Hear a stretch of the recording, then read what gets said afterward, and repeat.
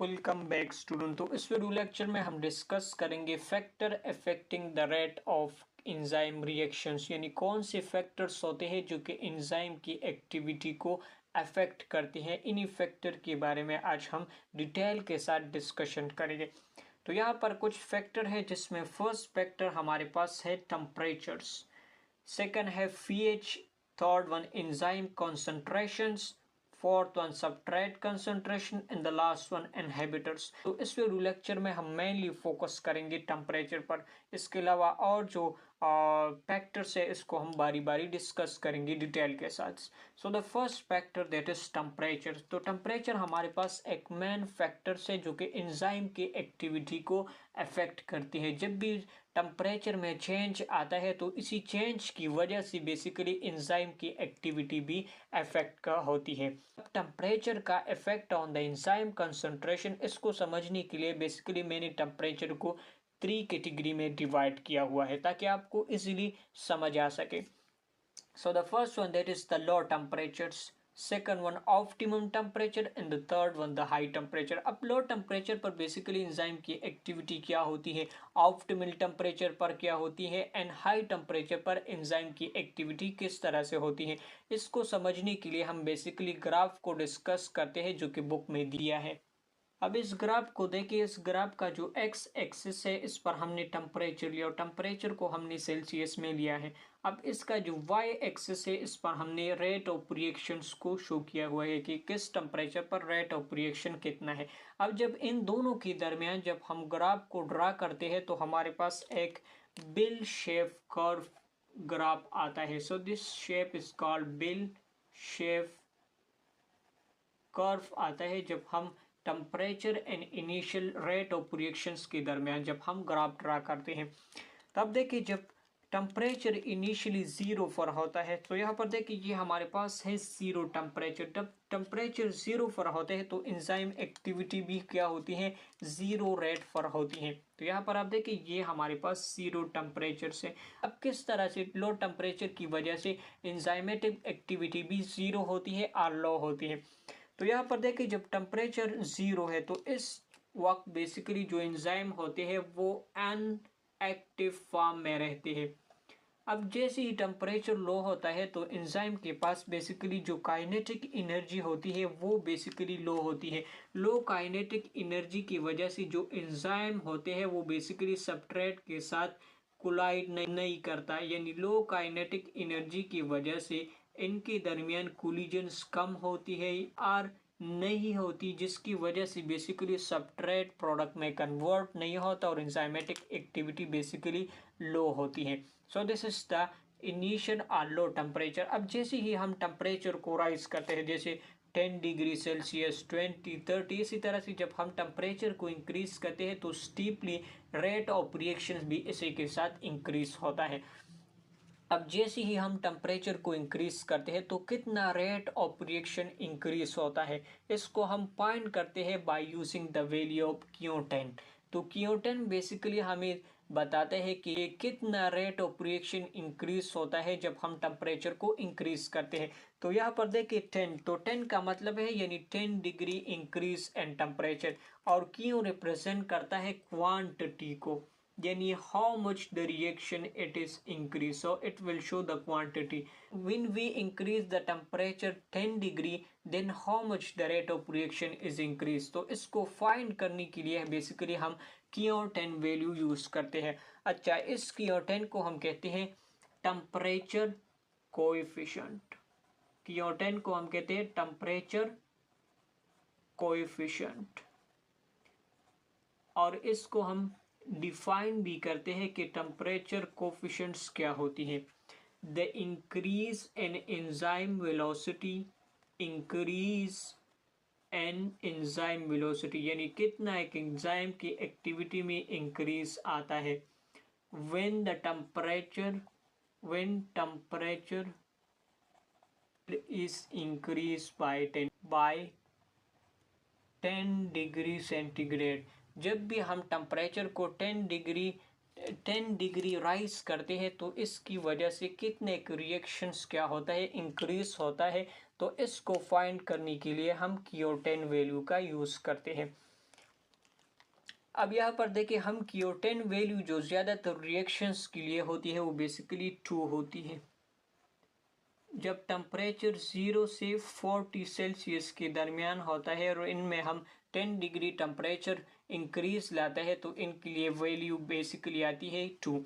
अब हम Q10 value को किस तरह से फाइंड करते हैं, तो यहाँ पर इसके लिए एक इक्वेशन है Q10 is equal to R2 divide by R1।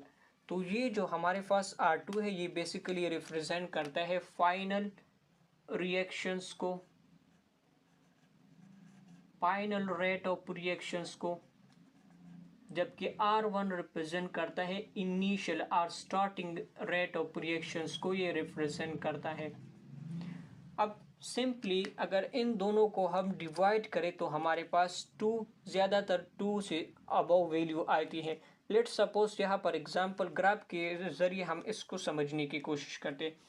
अब देखिए Q1 वैल्यू जब आपको कहा जाए कि इसकी Q10 वैल्यू आप फाइंड करें अगर टेम्परेचर 20 से 30 तक इंक्रीज हुआ, तो यहाँ पर देखिए टेम्परेचर जब हम 10 से 30 तक लेकर जाएंगे तो इसके लिए Q10 वैल्यू को फाइंड करें। तो इसको हम सिंपली यहाँ पर देखें जो 20 है तो इस पर भी रेट ऑफ रिएक्शंस की कुछ वैल्यू होगी, यहाँ पर आप देखिए।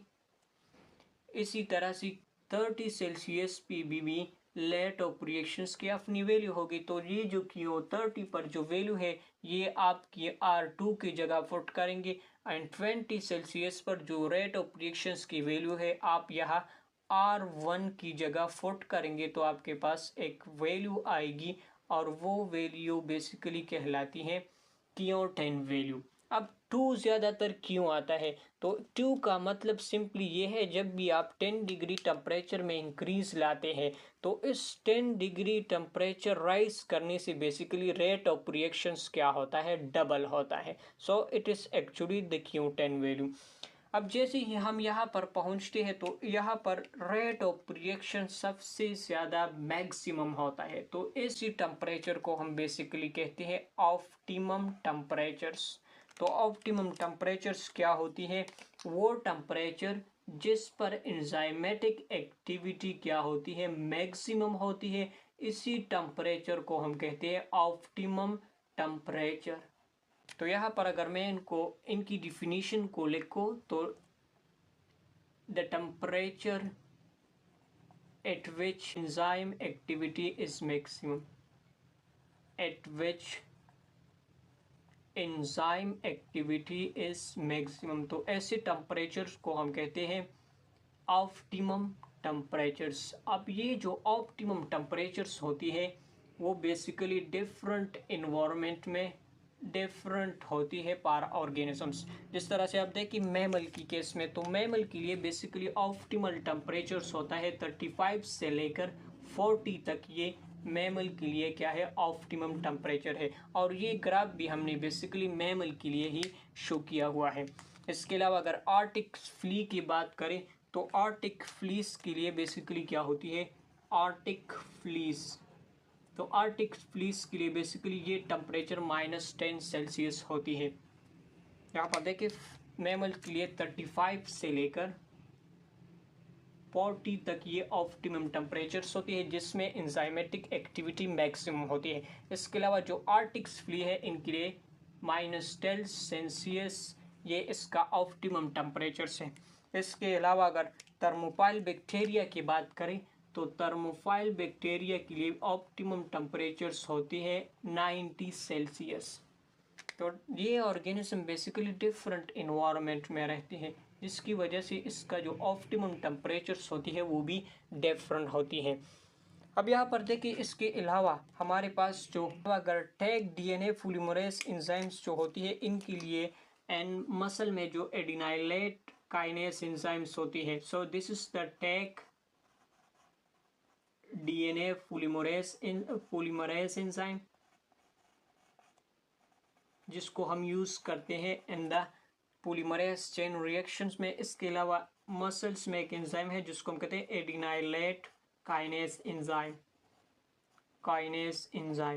तो ये एंजाइम बेसिकली एक्टिव होते हैं एट द 100 सेल्सियस टेम्परेचर पर भी। इसके अलावा जो प्लांट के एंजाइम है जिसमें वेल नोन हमारे पास यूरिएस एंजाइम है। तो ये यूरिएस एंजाइम भी इसके लिए एक्टिव टेम्परेचर्स ऑप्टिमम टेम्परेचर होती है 60 सेल्सियस, ये इसका ऑप्टिमम टेम्परेचर है। और ये जो यूरिएस एंजाइम है it is the first discover enzyme है और इसको डिस्कवर किया था फ्रॉम द यीस्ट सेल जो कि एक फंजाई है। सो डिफरेंट इन्वायरमेंट में ऑप्टिमम टेम्परेचर डिफरेंट होती है। आप टेम्परेचर को जब राइज करेंगे बियॉन्ड द ऑप्टिमम टेम्परेचर तो इसकी वजह से जो रेट ऑफ रिएक्शंस होती है वो बेसिकली डिक्रीज होती है। अब यहाँ पर देखिए एंजाइम के अपनी ही एक 3 डायमेंशनल शेप होती है। So this is the shape of enzyme. तो जैसे ही आप टेम्परेचर को राइज करते हैं तो इस एंजाइम बेसिकली इनमें अमीनो एसिड्स के दरमियान बाइंडिंग्स होती है। जैसे आप टेम्परेचर को इंक्रीज करते हैं तो इन ये जो बाइंडिंग होती है बिटवीन द अमीनो एसिड इनकी ब्रिकेज हो जाती है, जिसकी वजह से ये जो एंजाइम होते हैं जो कि बाय नेचर प्रोटीन होते हैं इनका स्ट्रक्चर बेसिकली क्या होती है डिस्ट्रॉय हो जाती है और इसी को हम बेसिकली कहते हैं डीनेचुरेशंस। तो डीनेचुरेशन यानी एंजाइम के स्ट्रक्चर की डिस्ट्रक्शन को हम बेसिकली कहते हैं डीनेचुरेशंस। अब ये जो डीनेचुरेशन होती है इसी की वजह से basically rate of reaction further decrease होती है क्योंकि एंजाइम बेसिकली अनअवेलेबल होते हैं पाद सबस्ट्रेट, जिसकी वजह से rate of reaction beyond the optimum limit ये बेसिकली क्या होती है डिक्रीज होती है। अब ये जो डीनेचुरेशन का प्रोसेस है ये क्या होती है, ये बेसिकली इरिवर्सिबल होती है। इरिवर्सिबल का मतलब ये है अगर इसके बाद आप टेम्परेचर को ड्रॉप भी करेंगे तो ये प्रोटीन अपनी ओरिजिनल स्टेट में नहीं आती, इसी को हम बेसिकली कहते हैं इरिवर्सिबल। और ये डीनेचुरेशन बेसिकली क्या होती है इरिवर्सिबल होती है। जिस तरह से आप देखिए जब भी हम एग को बॉइल्स करते हैं तो बॉयल होने के बाद आप जितना भी टेम्परेचर को ड्रॉप करें तो ये एग बेसिकली अपनी ओरिजिनल स्टेट में नहीं जाती। So denaturation it is basically the irreversible reactions. इसी तरह से आपने ऑब्जर्व होगा जब भी टेम्परेचर होती है जिसको हम कहते हैं फीवर, तो फीवर जब नॉर्मल रेंज यानी 37 सेल्सियस से जब टेम्परेचर बॉडी का एलिवेट होता है इसी को हम बेसिकली कहते हैं फीवर। तो इसी फीवर की वजह से बेसिकली इस हाई टेम्परेचर की वजह से फीवर में क्या होती है बेसिकली प्रोटीन डीनेचर होते हैं और इसका अंदाज़ा हमें माउथ के टेस्ट से होता है क्योंकि माउथ का जो टेस्ट होता है वो बेसिकली चेंज हो जाता है और ये सिंपली रिप्रेजेंट करते हैं denaturation of the enzyme. So finally हम पढ़ते हैं clinical significance of the effect of temperature on enzyme activity के एंजाइम की एक्टिविटी पर टेम्परेचर का इफेक्ट जो होता है इसकी क्लिनिकल सिग्निफिकेंस क्या होती है। अब देखिए जब भी हमारे पास फूड खाना वगैरह होती है तो इनको प्रिजर्व करने के लिए इसे हम रख देते हैं रेफ्रिजरेटर में, तो ये प्रिजर्व होती है ये खराब नहीं होती। इसका main reason basically low temperature है क्योंकि लो टेम्परेचर पर बेसिकली क्या होती है बैक्टीरियल एंजाइम एक्टिविटी लो होती है, बैक्टीरियल एंजाइम एक्टिविटी भी लो होती है जिसकी वजह से जो फूड्स वगैरह होती है वो प्रिजर्व रहती है in the refrigerator. So this is overall about the effect of temperature on enzyme activity. I think आपको लेक्चर समझ आया होगा, फिर भी अगर कोई डाउट है तो आप कमेंट सेक्शन में पूछ सकते हैं। नेक्स्ट वीडियो लेक्चर में हम पीएच और जो रिमेनिंग फैक्टर्स है इसको हम डिटेल के साथ डिस्कस करेंगे। तो मिलते हैं अगली वीडियो लेक्चर में। Thank you so much for watching.